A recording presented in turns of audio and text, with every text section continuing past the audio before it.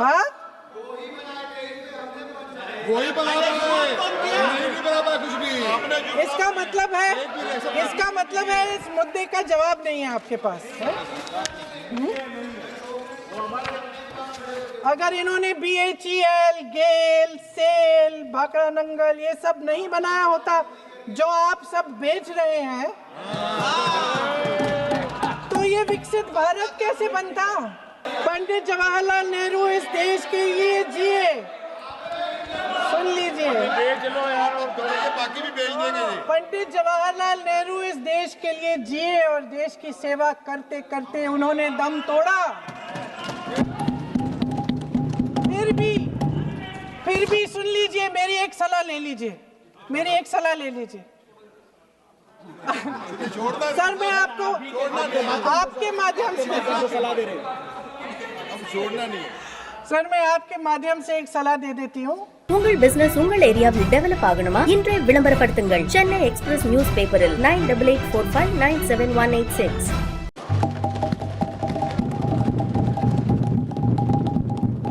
अध्यक्ष महोदय जी, आपने आज मुझे इस चर्चा में भाग लेने का मौका दिया, इसके लिए मैं आपको धन्यवाद देती हूँ।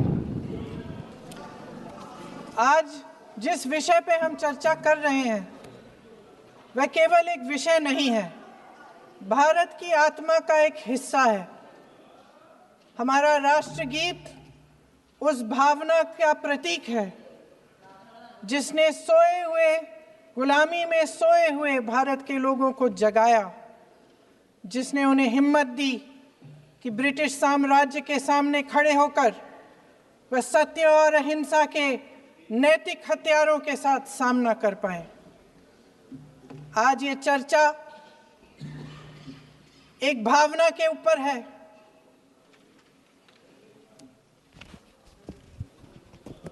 और जब हम वंदे मातरम का नाम लेते हैं तो वही भावना हमारे दिल में उजागर होती है।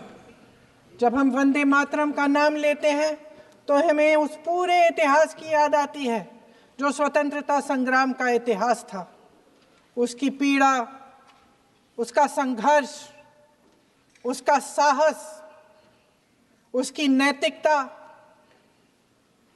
उसका जो बल था कि ब्रिटिश साम्राज्य उसके सामने झुका। अध्यक्ष महोदय, वंदे मातरम उस आधुनिक राष्ट्रवाद की अभिव्यक्ति है जिसने भारत के लोगों को एक राजनीतिक और नैतिक आकांक्षा से जोड़ा,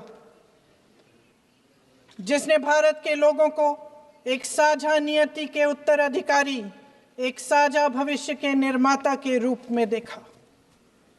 लेकिन आज की ये बहस मुझे कुछ अजीब सी लग रही है। जैसे मैंने कहा, ये गीत देश की आत्मा का हिस्सा बन चुका है। 150 सालों से देशवासियों के दिलों में ये गीत बस चुका है। 75 सालों से हमारा देश आजाद है, तो फिर आज इस बहस की क्या आवश्यकता है?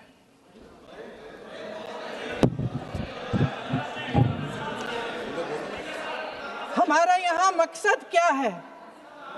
जनता से हमें दिया गया दायित्व, जनता का विश्वास, उनके प्रति हमारी जिम्मेदारी, हम किस तरह से इसका इस्तेमाल कर रहे हैं, हमें ये सोचना चाहिए।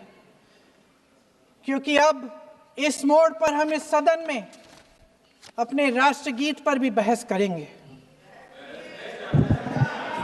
आपने बहस मांगी है। आप तो इलेक्टोरल रिफॉर्म्स की बहस नहीं मांग रहे थे कि जब तक हम इस पर बहस नहीं करेंगे तब तक उस पर बहस नहीं होगी।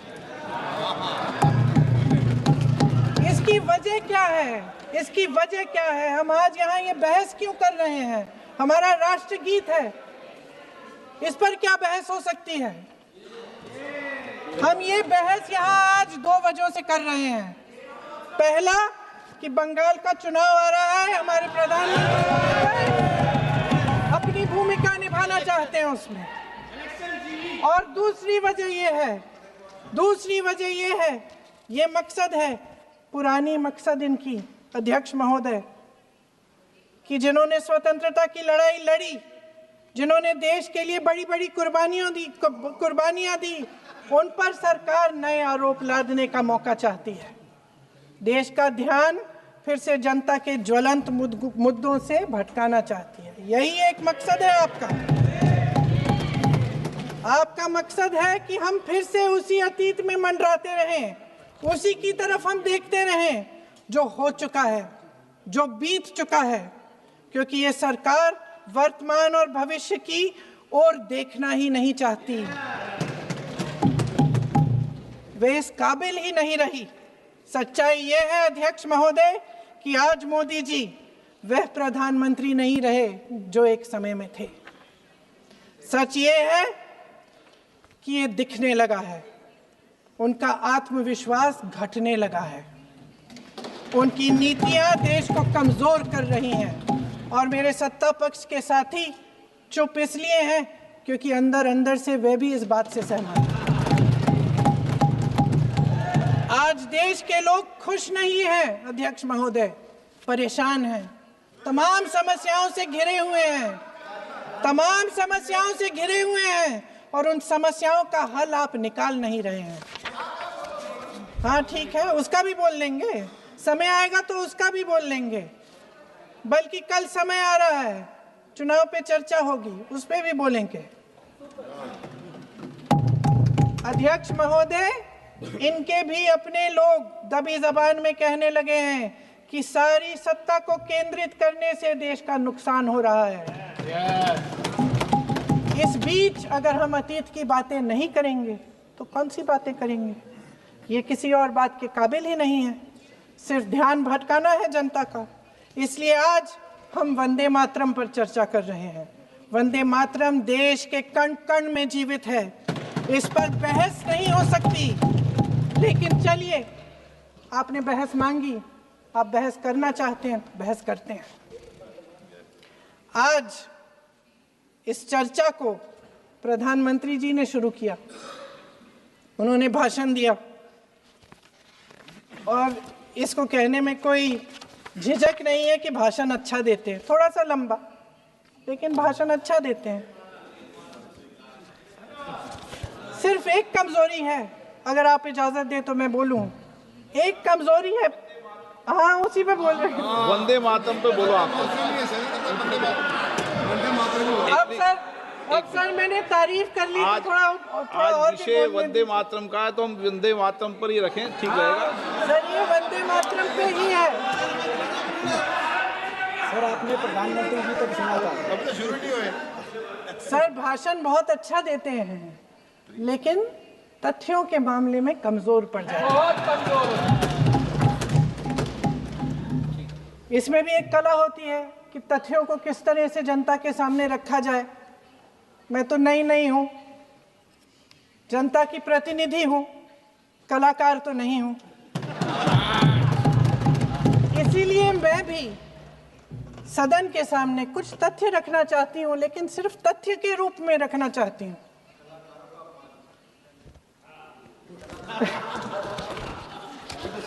मैं उदाहरण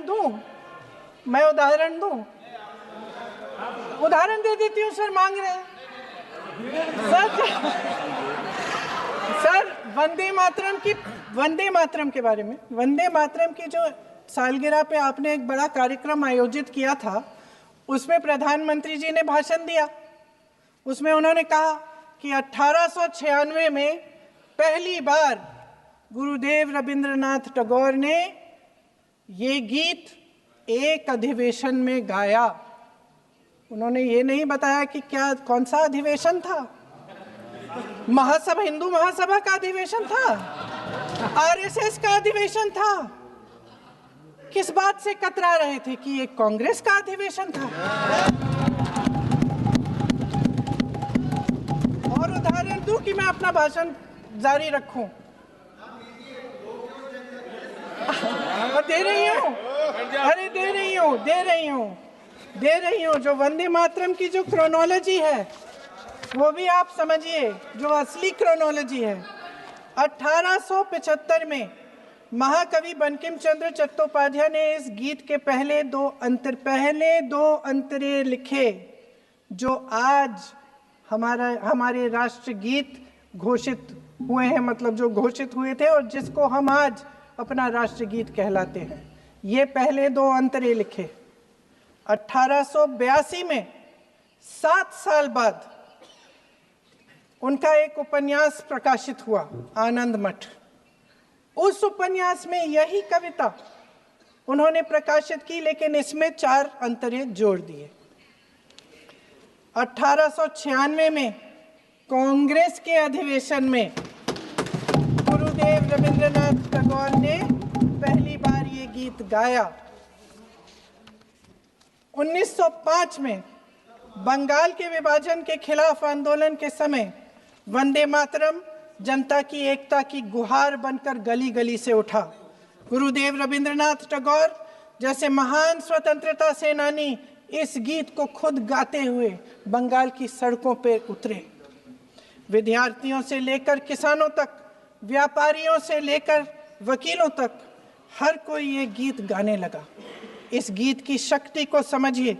ब्रिटिश साम्राज्य इसको सुनकर कांपता था और हमारे देशवासी इसको सुनकर वह मन बनाते थे, वह हिम्मत बनाते थे कि इस भयंकर साम्राज्य के खिलाफ सत्य और अहिंसा के नैतिक हथियारों को लेकर शहीद होने की तैयारी करते थे। ये गीत मातृभूमि के लिए मर मिटने की भावना को जगाता है। इस गीत की शक्ति ये है, इस गीत का हमारे देश से जुड़ाव ये है। लेकिन 1930 के दशक में हमारे देश में जब सांप्रदायिक राजनीति उभरी, तब ये गीत विवादित होने लगा। 1937 में, अब ये मैं दूसरा उदाहरण देने वाली हूँ क्योंकि प्रधानमंत्री जी ने अपने भाषण में इसका उल्लेख किया और गलत किया, इसीलिए मैं इसके जो सच्चे जो तथ्य हैं वो आपके सामने रख रही हूँ। 1937 में नेताजी सुभाष चंद्र बोस कांग्रेस का अधिवेशन कलकत्ता में होने जा रहा था, उसका आयोजन कर रहे थे। तो जो मोदी जी ने पत्र सुनाया सदन में 20 अक्टूबर का और कहा कि जवाहरलाल नेहरू जी ने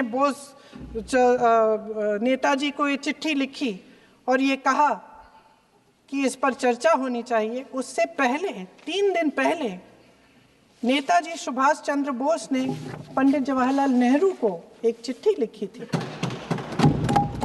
जिसका जिक्र आपके प्रधानमंत्री ने नहीं किया। और इस चिट्ठी में सुन लीजिएगा,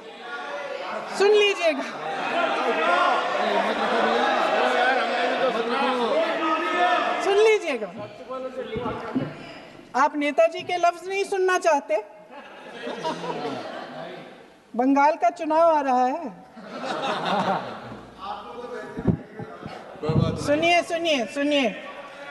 सुनिए। हाँ, कोई बात नहीं, हम तो देश के लिए हैं, हम देश के लिए हैं। आप चुनाव के लिए हैं, हम देश के लिए हैं। हम जितने भी चुनाव हारे, हम यहाँ बैठे रहेंगे और आपसे लड़ते रहेंगे और आपकी विचारधारा से लड़ते रहेंगे। अपने इस देश के लिए, अपनी इस मिट्टी के लिए लड़ते रहेंगे। आप हमें रोक नहीं सकते।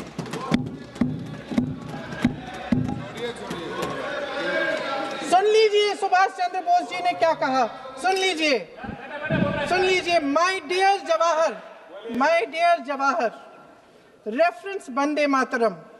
We shall have a talk in Calcutta and also discuss the question in the working committee if you bring it up there. I have written to Dr. Tagore to discuss this matter with you when you visit Santi Niketan. Please do not forget to have a talk with him when you visit Santi Niketan. ये 17 अक्टूबर को लिखी जाती है। 10 अक्टूबर को नेहरू जी इसका जवाब देते हैं और और 20 अक्टूबर को, हाँ ठीक है, 20 अक्टूबर को नेहरू जी इसका जवाब देते हैं। इस जवाब की एक पंक्ति प्रधानमंत्री जी ने सुनाई, बाकी पंक्तियां क्यों नहीं सुनाई? क्योंकि उनमें नेहरू जी क्या कह रहे हैं? There is no doubt that the present outcry against Vande Mataram is to a large extent a manufactured one by the communalists. Whatever we can do, whatever we do, we cannot pander to communalists' feelings, but to meet real grievances where they exist. I have decided now to reach Calcutta on the 25th morning. This will give me time to see Dr. Tagore as well as other friends. समझ रहे हैं आप? प्रधान चुप है तो समझ ही गए होंगे। फिर क्या होता है? फिर क्या होता है?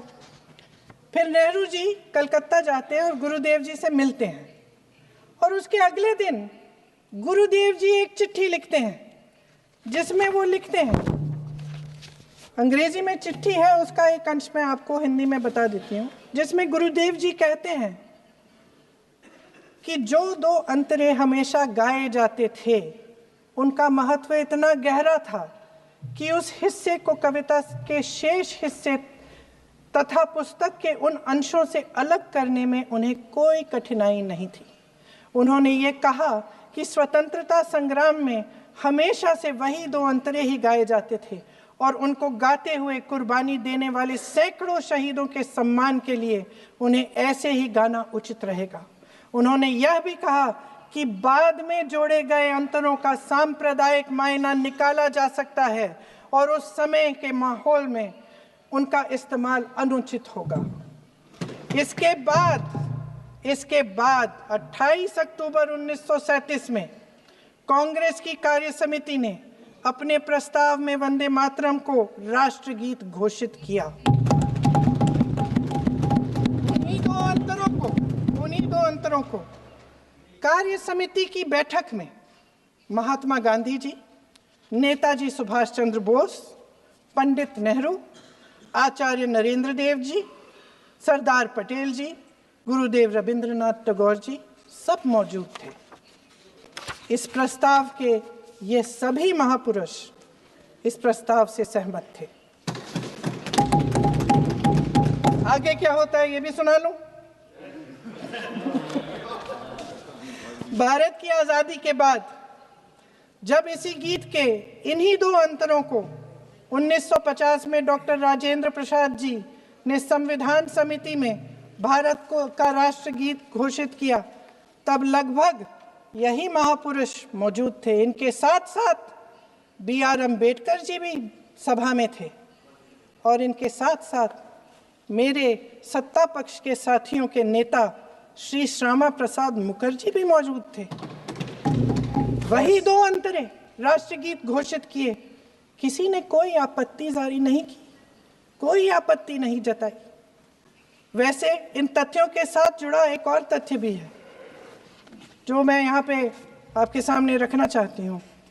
आज हम अपने राष्ट्रगीत पर बहस कर रहे हैं, लेकिन हमारा राष्ट्रगान भी एक कविता का एक अंश ही है, एक लंबी कविता का एक अंश है। और इन दोनों राष्ट्रगीत और राष्ट्रगान के अंश को चुनने में सबसे बड़ी भूमिका गुरुदेव रविंद्रनाथ टैगोर की थी। वंदे मातरम के इस स्वरूप पर सवाल उठाना, जिसे संविधान सभा ने स्वीकार किया, न सिर्फ उन महापुरुषों का अपमान करना है जिन्होंने अपने महान विवेक से ये निर्णय लिया, मगर एक संविधान विरोधी मंशा को भी उजागर करता है। क्या सत्ता पक्ष के हमारे साथी इतने अहंकारी हो गए हैं कि अपने आप को महात्मा गांधी जी से, रविंद्रनाथ टैगोर जी से, राजेंद्र प्रसाद जी से, बाबा साहब अम्बेडकर जी से, मौलाना आजाद जी से, सरदार पटेल जी से, सुभाष चंद्र बोस जी से बड़ा समझने लग गए हैं? मोदी जी का अपने भाषण में ये कहना कि राष्ट्रगीत को एक विभाजनकारी सोच द्वारा काटा गया, उन सब महापुरुषों का अपमान है जिन्होंने अपना पूरा जीवन इस देश की आजादी की लड़ाई में झोंक दिया। वंदे मातरम को विभाजित करने का आरोप लगाकर आप पूरी संविधान सभा पर आरोप लगा रहे हैं, उसके हर एक नेता को दोषी ठहरा रहे हैं। यह हमारी संविधान सभा और हमारे संविधान का खुला वार है। और जहां तक जवाहरलाल नेहरू जी की बात है, जितनी देर हमारे प्रधानमंत्री, देश के प्रधानमंत्री रहे हैं, 12 साल हो गए हैं, लगभग उतने ही सालों के लिए जवाहरलाल नेहरू जी जेल में रहे। किस लिए? इस देश की आज़ादी के लिए। उसके बाद 17 साल के लिए प्रधानमंत्री रहे। आप बड़ी आलोचना करते हैं इनकी, लेकिन अगर इन्होंने इसरो नहीं बनाया होता तो आज आपका मंगलयान नहीं होता। अगर DRDO नहीं बनाया होता तो तेजस नहीं बनता। अगर IIT और IIM नहीं बनाए होते तो हम आज IT में आगे नहीं होते। अगर एम्स नहीं बनाया होता तो हम कोरोना की जब बड़ी चुनौती का सामना कैसे करते?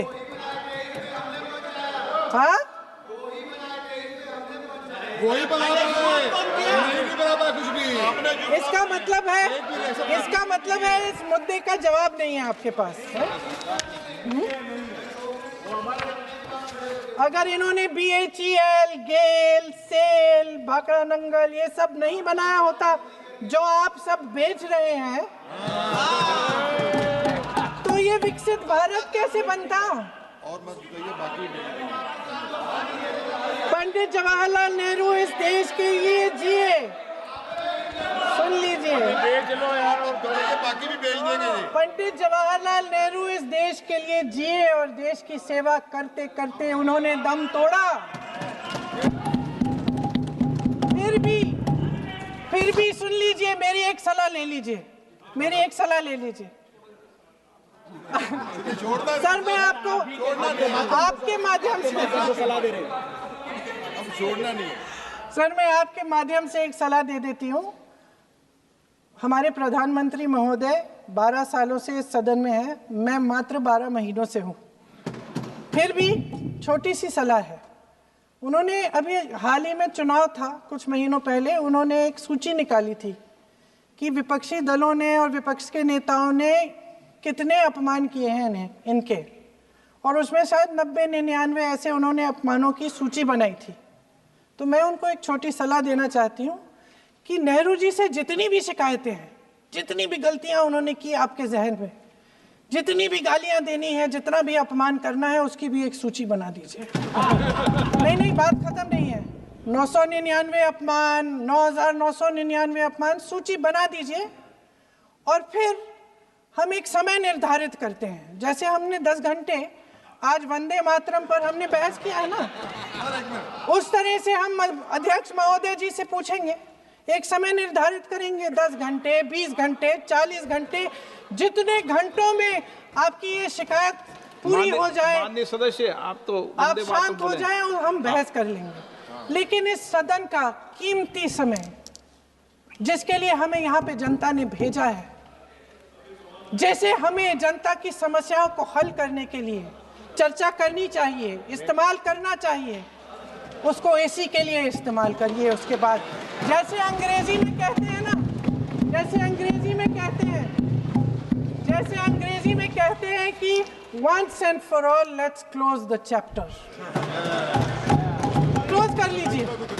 देश सुन लेगा क्या क्या शिकायतें हैं, किसने क्या किया, इंदिरा जी ने क्या किया, राजीव जी ने क्या किया, परिवारवाद क्या होता है, नेहरू जी ने कौन सी गलतियां की, सुना लीजिए, फिर खत्म। उसके बाद बेरोजगारी, महंगाई,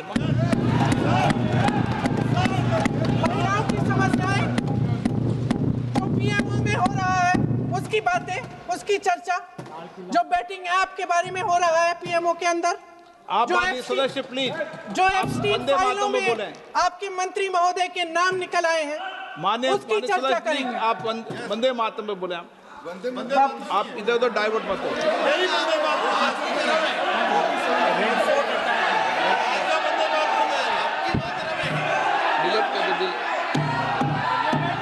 क्या हो गया? आप 1 मिनट, हाँ कर दे। क्या हो गया? अंत में चिड़ी गए।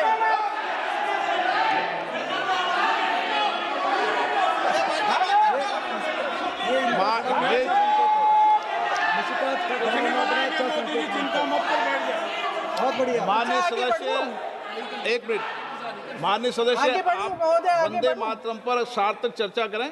ठीक सर, इधर-उधर सर, डाइवर्ट बात मत यही हो। थी सर, संक्षिप्त में बात यही थी कोई डाइवर्ट नहीं कि होना हम चाहिए अतीत अपन पे को। बातें करते रहते हैं। माननीय सदस्य, नहीं, आप बिना तथ्यों के कोई बात नहीं करें।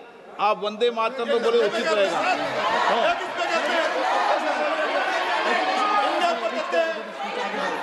मैंने प्लीज। अध्यक्ष महोदय, मैं आपकी बात मानती हूं, लेकिन बिना तथ्य के बहुत सालों के लिए ये हम पर आरोप डाल रहे हैं। हम चुपचाप सुनते हैं, इनको भी थोड़ी सी संतुलन होनी चाहिए। सुनने की थोड़ी सी हिम्मत होनी चाहिए। ये राजनीति है, हम बोलेंगे, आप वंदे बोलेंगे। मातरम बोलें। वंदे मातरम सर। महोदय, आज की ये बहस सिर्फ ध्यान भटकाने के लिए की जा रही है, क्योंकि ये सरकार इस देश के वर्तमान की असलियत छिपाना चाहती है। आज देश का युवा कितना परेशान है, कितनी मुश्किल में है। पेपर लीक होते रहते हैं, बेरोजगारी है, महंगाई इतनी बढ़ चुकी है। इसकी चर्चा हम सदन में क्यों नहीं कर रहे हैं? आरक्षण के साथ जो हो रहा खिलवाड़ है, उसकी चर्चा हम यहाँ क्यों नहीं कर रहे हैं? महिलाओं की बात होगी, बड़े बड़े ऐलान होंगे, मगर उनकी परिस्थितियों को सुधारने के लिए कोई ठोस कदम यहाँ क्यों नहीं उठाया जा रहा है? इन्हीं दरवाजों के बाहर खड़े होकर पत्रकार तरह आपने कहा कि आरोप मत लगाइए बगैर तथ्य के, तो मैं बोलूं कि नहीं बोलूं? नहीं, बिल्कुल नहीं। नो, आप उधर की बात मत बोलो। आप जल्दी से बोल लेते हो, फिर आप सदन में बंद जो कर कुछ देना। भी बोले वो तथ्यों से बोले। आपको हर चीज ऑथेंटिक करनी पड़ेगी, इसलिए आप तथ्यों से बोले।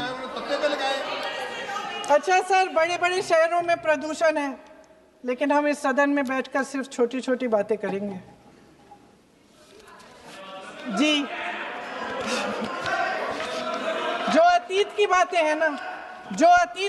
हैं ना, जो बार बार आप चाहते हैं कि हम पीछे देखें, लेकिन हम आगे भविष्य की बात, वर्तमान की बात, जो असली समस्याएं हैं उनकी बात न करें, ये छोटी बात होती है। आप में हिम्मत है तो भविष्य की बात करिए, हिम्मत है तो बात करिए कि बेरोजगारी क्यों है, कि पेपर लीक क्यों होते हैं। आप चेयर को एड्रेस करें। आपको अच्छा, खत्म कर लेती हूँ, चेयर के एड्रेस करो आप। अध्यक्ष महोदय जी, सच्चाई ये है कि इनका शासन दमन का शासन है। इनकी राजनीति दिखावे की राजनीति है, इवेंट मैनेजमेंट की राजनीति है, चुनाव से चुनाव तक राजनीति है, तरह तरह के ध्यान भटकाने वाले मुद्दों की राजनीति है। वंदे मातरम इस देश की उन्हीं उम्मीदों की गुहार है जिन्हें आपका शासन हर रोज ठुकरा रहा है। आज भी सरहद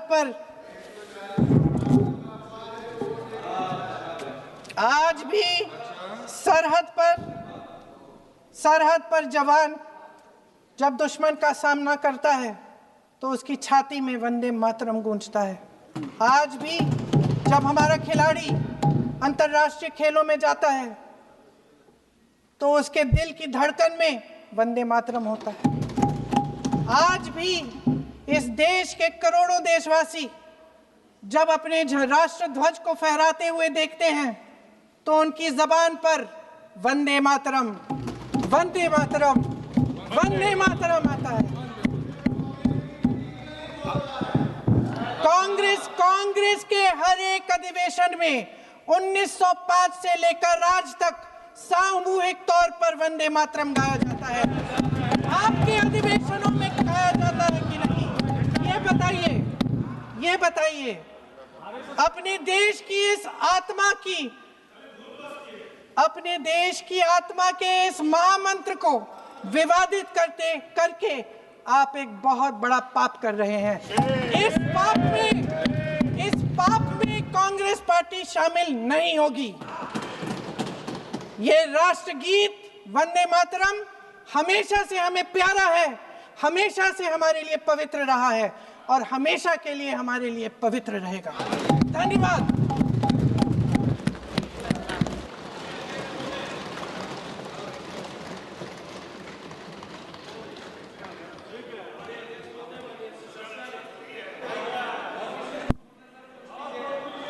माननीय अध्यक्ष महोदय, माननीय सदस्य ने अपना वक्तव्य देते हुए अभी ये कहा कि वंदे मातरम जब महान कवि बंकिम दास चटर्जी ने लिखा, चटर्जी जी ने लिखा था, तब उन्होंने बंकिम चटर्जी ने, चट्टोपाध्याय जी ने लिखा था, जब इन्होंने बंकिम बाबू ने जब वंदे मातरम लिखा, तब उन्होंने 2 टुकड़ों में उसको अलग अलग जगह पर लिखा था। उन्होंने ये कहा कि 1875 में उन्होंने केवल 2 स्टैंजा लिखे थे और बाद में 1882 में 7 साल बाद में उन्होंने उसके बचे हुए 5 स्टैंजा जो है उसके बाद में लिखे थे। मेरा अनुरोध समय बोल सकते हैं प्लीज कि वो जवाब नहीं दे रहे, इसको ऑथेंटिकेट करें कि वो ये सूचना उनको कहां से मिली है। का समय है और बोल सकते हैं, क्योंकि बंकिम गवेषणा केंद्र नौहाटी जो है, जो बंकिम बाबू की जन्मस्थली पर बना हुआ गवेषणा केंद्र एक इन्वेस्टिगेशन सेंटर है जो शोध केंद्र के रूप में काम कर रहा है। वो ये कहता है कि बंकिम बाबू ने पूरा वंदे मातरम एक बार एक ही साथ में लिखा था। इसको माननीय सदस्य ने जो अपने वक्तव्य यहाँ दिया है उसको वो ऑथेंटिकेट करें कि ये सूचना उनको कहां से मिली है, ताकि ये सूचना करेक्ट की जा सके। अभय कुमार सिन्हा।